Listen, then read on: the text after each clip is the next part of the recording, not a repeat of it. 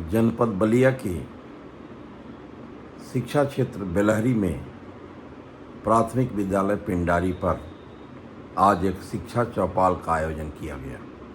इस चौपाल में खंड शिक्षा अधिकारी राजीव गंगवार जी, गांव के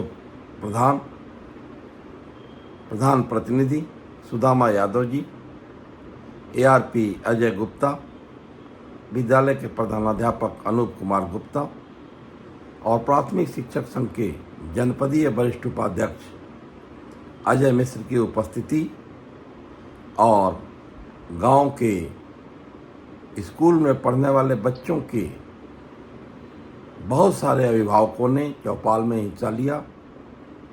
आप चौपाल को स्वयं देखें। ज्ञान होना चाहिए। और ये ज्ञान कब होगा? जब हमारे अभिभावक बच्चे लगातार नियमित विद्यालय में आएंगे, तो उसमें अभिभावकों का कर्तव्य बनता है कि बच्चे को समय से विद्यालय भेजें। हमारा कर्तव्य बनता है कि हम उसको अपने प्लान के अनुसार, जो हमको इस साल पहले 22 सप्ताह का कार्यक्रम होता था, लेकिन इस वर्ष 25 सप्ताह का कार्यक्रम निर्धारित कर दिया गया और सारे कक्षाओं का उद्देश्य निर्धारित कर दिया गया कि बाल बालिका का बच्चा 1, 2, 3 के बच्चे को किस तरह क्या पढ़ाना है। और कक्षा 3 पास करेगा और 4 में जाता है तो बच्चे अपने प्लान के अनुसार अच्छे से पढ़ने लगता है और आगे की पढ़ाई वो सुचारू रूप से संचालित कर सके। वो अब उसके विद्यालय के प्रति, शिक्षा के प्रति लगाव हो जाता है, वो भटकाव की स्थिति में नहीं होता। आप लोगों ने देखा होगा कि जो बच्चे पिछड़ जाते हैं, क्लास में आते हैं और उससे कोई प्रश्न पूछा है तो उसके चाहे साथी में खड़ा करा जाता है तो शर्मिंदा महसूस करता है, और जब घर जाता है भाव करता है कि बेटा ये चल रहा है तो ज्यादा खेती की तरफ ध्यान करता है। उस कमी को दूर करने के लिए हमने एक नियमित प्लान बनाया है जो बाल-बालिका से 3 तक संचालन होता है कि सारे बच्चे हमारे लिखना, पढ़ना और गणित, जोड़ घटाव, गुणा में सारे में दक्ष हो जाए। इसमें प्रयास करना है। देखिए, अब बेसिक परिषद की विद्यालयों की सरकार एक प्रयास कर रही है कि एक अच्छे मॉडल प्रस्तुत किया जाए, जिसमें एक विद्यालय है PS पिंडारी। मैं प्रधान जी का बहुत आभारी हूँ कि जब भी आते हैं तो इनकी चर्चा होती है। इनका योगदान बहुत है। मैं तहे दिल से इनको आभार व्यक्त करता हूँ कि अगर गाँव के आगे, घर के आगे कुछ जगह छोड़ दी जाती तो वहाँ पे आगे लोग बैठते थे और बैठ के फिर आपस में चर्चा करते थे। एक तो वो चौपाल हो गई, या गांव का कोई छोटा मोटा मुकदमा होता था तो पंच लोग आते थे, गांव के जो सम्मानित लोग हैं वो आते थे और वादी प्रतिवादी आते थे और फिर बहस चलती थी और बहस होने के बाद कुछ न कुछ निर्णय होता था। वो चौपाल के माध्यम से आज भी कुछ आदिवासी लोगों में कहें या हमारे पश्चिम में कहें, वहाँ भी आज ये प्रथाएं हैं, पंच लोग निर्णय दे देते हैं। तो लगभग वही स्वरूप चौपाल का है। चूंकि इस पे शिक्षा शब्द लगा हुआ है तो यहाँ हम लोग शिक्षा से संबंधित बात करेंगे। 2 चीजें हैं। एक तो बच्चे आप बिना विचार किए हुए विद्यालय को देते हैं, विद्यालय में क्या हो रहा है ये आपको जानना अति अनिवार्य है। दूसरा, विद्यालय के साथ नजदीकियां जब तक आपकी नहीं होंगी तब तक आप अपने बच्चे के बारे में सही तरीके से पता नहीं कर सकते। आपको इस बात के लिए जागरूक होना चाहिए कि सरकार द्वारा क्या क्या कराया जा रहा है और हमारे जो शिक्षक गण हैं वो क्या कर रहे हैं विद्यालय में। पाठ्यक्रम पूरा हो रहा है कि नहीं हो रहा है, या जो पाठ्यक्रम पूरा हो रहा है तो उसका कुछ होमवर्क दिया जा रहा है कि नहीं दिया जा रहा है। होमवर्क दिया जा रहा है तो उसको जांच कार्य हो रहा है कि नहीं हो रहा। इस तारीख की सारी चीजें आती हैं इसमें बच्चे की उन्नति के लिए। क्योंकि आज के जो छोटे छोटे बच्चे हैं वो 10 वर्ष 15 वर्ष के बाद हमारे देश के नागरिक बनेंगे और ऐसे नागरिक बनेंगे कि उनमें से कुछ अध्यापक बनेंगे, कुछ पुलिस में जाएंगे, कुछ नेता बनेंगे, कुछ मंत्री बनेंगे, कुछ विधायक बनेंगे। सब इन्हीं में से तो आते हैं, कहीं अलग से तो नहीं आते हैं। तो जब वो लोग हमारे देश का प्रतिनिधित्व करेंगे तो हम अच्छे नागरिक तैयार करें। अपने छोटे स्तर से ही प्रयास करें कि बच्चा हमारा रुझान किधर है, उसकी रुचि क्या है, कहाँ जाना चाहता है।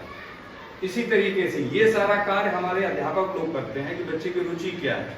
आप लोग भी जान सकते हैं कि कुछ बच्चे खेल में ज्यादा रुचि रखते हैं, कुछ बच्चे सांस्कृतिक कार्यक्रमों में ज्यादा रुचि रखते हैं, कुछ बच्चे पढ़ाकू टाइप के होते हैं जो पढ़ते भी हैं, तो उनको उस तरीके से रास्ता दिया जाए। जो पढ़ने वाले खेल वाले उनको खेल का मैदान दिया जाए, जो सांस्कृतिक कार्यक्रम में है वो जाके कुछ सांस्कृतिक में कर सकते हैं। अच्छा, और भी सारे पटल हैं कंप्यूटर से लेके, और जो हमारे समाज में चल रहा है, चाहे वो बढ़ईगिरी हो, लोहारगिरी हो या अन्य कार्य हैं, खेती भी इवन इसमें है। खेती सबसे महत्वपूर्ण कार्य है अगर देखा जाए तो। क्यों महत्वपूर्ण है? खेती से जो अन्न उपजता है या जो दालें मिलती हैं या जो सब्जी है, लेकिन खाना क्या है हमें? गेहूं, चावल, अरहर की दाल, मूंग की दाल, सब्जियां, यही खाना है। तो खेती तो सबसे महत्वपूर्ण है, और खेती अगर नए तरीके से की जाए तो उपज भी ज्यादा होती है और उसका मूल्य भी अच्छा मिलता है। तो खेती को आप ये मान के मत चलिए कि खेती सबसे निकृष्ट कार्य है, ऐसा नहीं। मैं तो ये मान के चलता हूँ खेती सबसे उत्तम कार्य है। अब मैं बात करूंगा ये जो हमारा बैनर लगा हुआ है, इसमें देखिए 2-3 चीजें लिखी हुई हैं। एक तो ऑपरेशन कायाकल्प लिखा हुआ है, दूसरा निपुण भारत मिशन लिखा हुआ है, फिर डीबीटी लिखा हुआ है, फिर शैक्षणिक टूल्स लिखा हुआ है। ये सरकार की कुछ योजनाएं हैं जिनके बारे में हम चर्चा करेंगे। ऑपरेशन कायाकल्प अगर हम पहली बात लें तो ऑपरेशन कायाकल्प से नाम से ही समझ में आता है कि विद्यालय की रंग रोगन, विद्यालय की दशा में सुधार, विद्यालय कैसे अच्छा बन सकता है। जैसे इस कमरे को आप देख रहे हैं, ये कायाकल्प। इसके अलावा आप देखिए ग्राम प्रधान जी ने टाइलीकरण करवा दिया है बच्चों के लिए। कक्षा कक्ष रंगाई पुताई हो गई, उसमें टाइलीकरण हो गया है।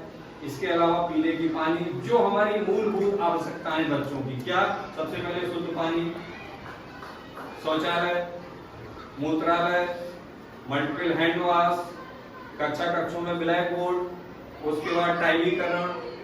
इस तरीके से मिला के कुल 19 पैरामीटर्स हैं, और मुझे लगता है 19 के 19 पूरे हैं, कोई अधूरा है? किचन में टाइल्स नहीं, किचन में टाइल्स नहीं। चलिए, दिव्यांग शौचालय, जो बच्चे हमारे दिव्यांग होते हैं उनके लिए अलग व्यवस्था से शौचालय बनाया जाता, बना है, बहुत अच्छी बात। तो एक बार ग्राम प्रधान जी के लिए तो ताली बनती है कम से कम।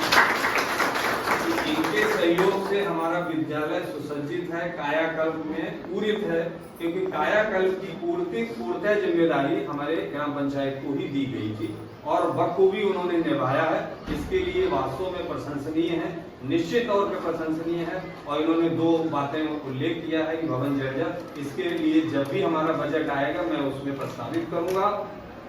भवन आता है या नहीं आता ये तो मुझे नहीं मालूम, लेकिन मैं अपनी तरफ से प्रयास निश्चित तौर पे करूंगा, दोनों के लिए, प्राथमिक के लिए, उच्च प्राथमिक के लिए, जैसा इन्होंने कहा है। क्योंकि ऐसे ग्राम प्रधान लोग कम हैं, बहुत अच्छे भी हैं, बहुत खराब भी हैं, लेकिन इन्होंने विद्यालय को पूरी तरह से अगर सुसज्जित बनवा दिया है अपने ग्राम पंचायत के मद से, तो निश्चित तौर से बहुत प्रशंसनीय, बहुत ही प्रशंसनीय कार्य है। दूसरा हमारा है निपुण भारत मिशन। उसमें अगर शिक्षा अच्छी है तो देश कभी गरीब नहीं रह सकता, ये किसी बुद्धिमान व्यक्ति ने कही, और सच्चाई यही है कि शिक्षा में अगर हम आगे हैं तो हम कभी गरीब नहीं रह सकते।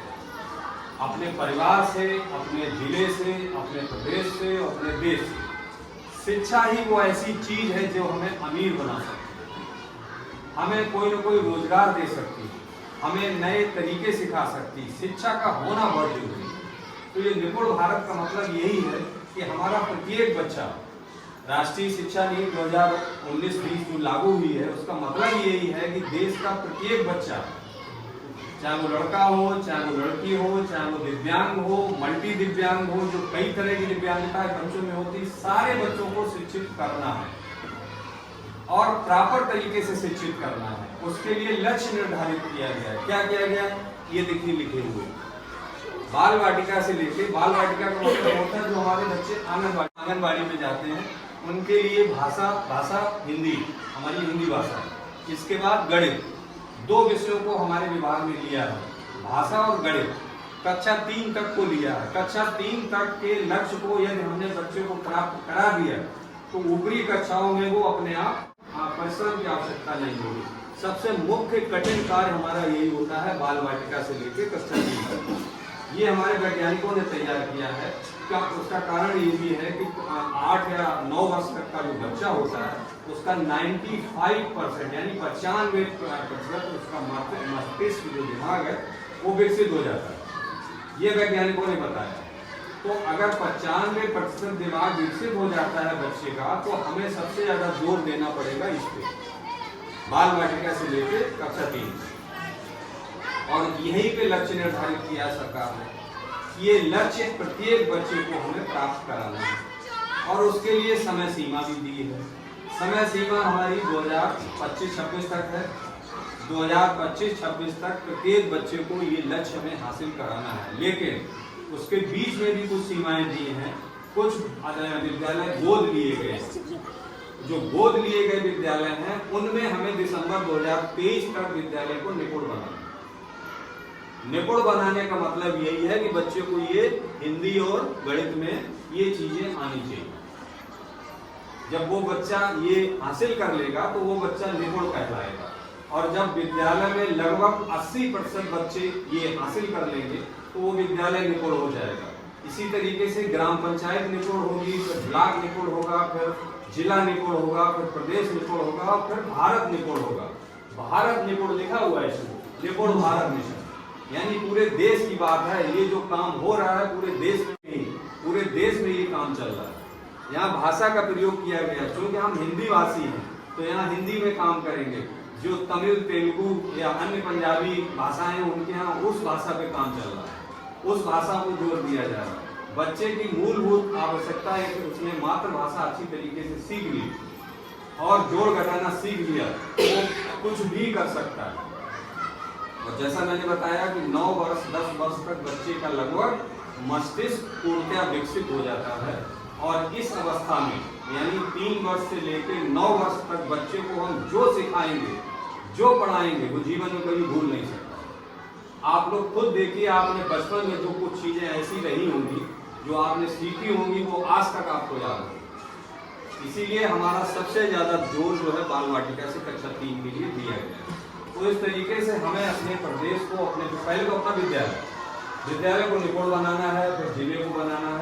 प्रधान जी सुदामा जी, एडवांटेज साहब बाहर निकल गए, अनूप जी एडवांटेज साहब, हमारे आरपी गुप्ता जी संचालन कर रहे पाठक जी, और सामने बैठे हमारे परिषद के अध्यापक और अभिभावक साथी, आप सब यहाँ इस चौपाल के लिए नारायण भगवान का कथा पर कुछ आप भी कहिए, हमारे डिप्टी साहब भी सुने, हम भी सुने। क्या हमारे में कमी रह गई है उसको आप बताएं, उसका हम समाधान कर सकें, उसको हटा करके और अच्छा कर सकें। इस विद्यालय को संवारने में, सजाने में प्रधान जी ने जो योगदान दिया है तो बहुत सराहनीय है, बहुत अच्छा है।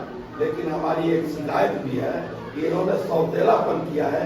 इनके 5 विद्यालय है, केवल 1 पर विशेष ध्यान दिया है, 4 को थोड़ा सा उतना ध्यान नहीं दिया। हमारा निवेदन है प्रधान जी से कि अन्य विद्यालयों को, अन्य विद्यालय जो इस ग्राम सभा के हैं उस पर भी ध्यान वो बताना चाहता हूँ। अध्यापकों के साथ साथ, डिप्टी साहब के साथ साथ, मैं अनूप गुप्ता को मैं छोटे से बचपन से जानता हूँ।